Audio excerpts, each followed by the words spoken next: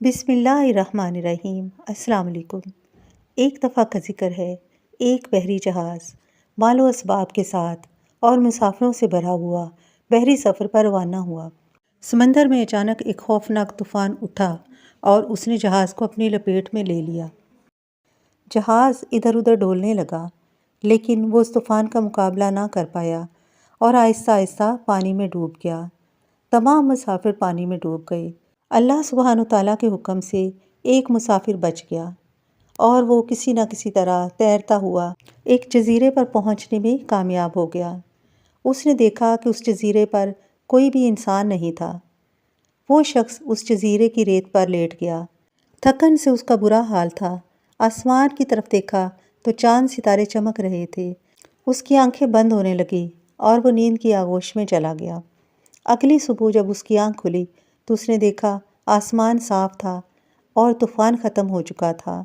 اس نے بہت دعائیں کی کہ یا اللہ، میں تیرا گناہ گار بندہ یہاں کس مصیبت میں پھنس گیا ہوں، تو مجھے اس مصیبت سے نکال اور کوئی ایسا جہاز یا کوئی مددگار بھیج دے جو مجھے یہاں سے لے جائے۔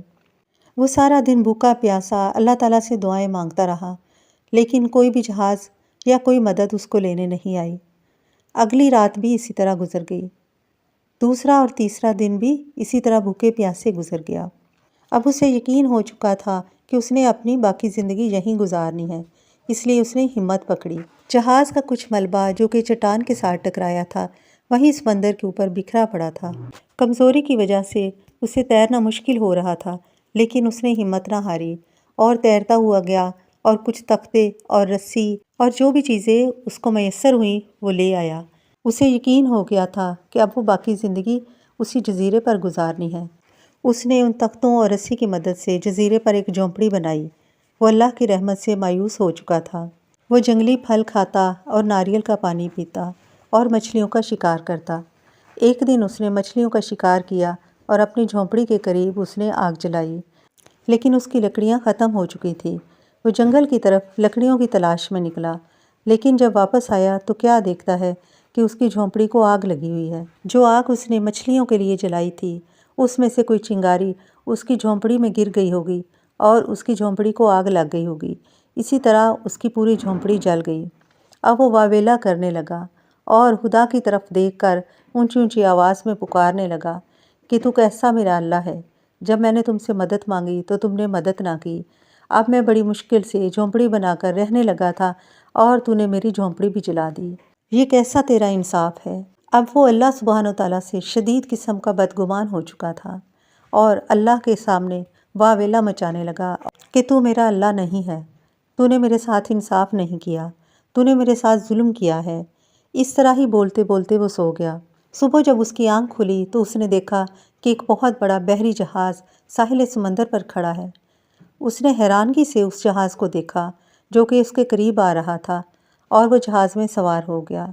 جب جہاز روانہ ہوا تو اس نے جہاز کے کپتان سے پوچھا کہ آپ کو کیسے پتہ چلا کہ میں یہاں جزیرے پر موجود ہوں اور میں عرصے سے اس جزیرے پر ایک مجبوری کی حالت میں پڑا ہوا ہوں، میری مدد کو کوئی نہیں آیا اور مجھے حیرانگی اس بات کی ہے کہ اب اچانک آپ کو کیسے پتہ چل گیا؟ اس کپتان نے کہا کہ ہم یہاں قریب سے ہی گزر رہے تھے تو آپ نے فائر سگنل بھیجا تھا۔ اب وہ شخص حیران ہوا اور کہا میں نے تو کوئی فائر سگنل نہیں بھیجا تھا، لیکن اچانک ہی اسے یاد آیا کہ جب اس کی جھونپڑی جل رہی تھی تو وہ سگنل ان کو گئے اور انہوں نے جلتی ہوئی آگ کو فائر سگنل سمجھ لیا اور اس طرف میری مدد کے لیے آ گئے۔ اب وہ بہت شرمندہ ہوا اور ان ساری باتوں کو یاد کرنے لگا جو کہ وہ اللہ سبحانہ تعالیٰ کے متعلق کہتا رہا۔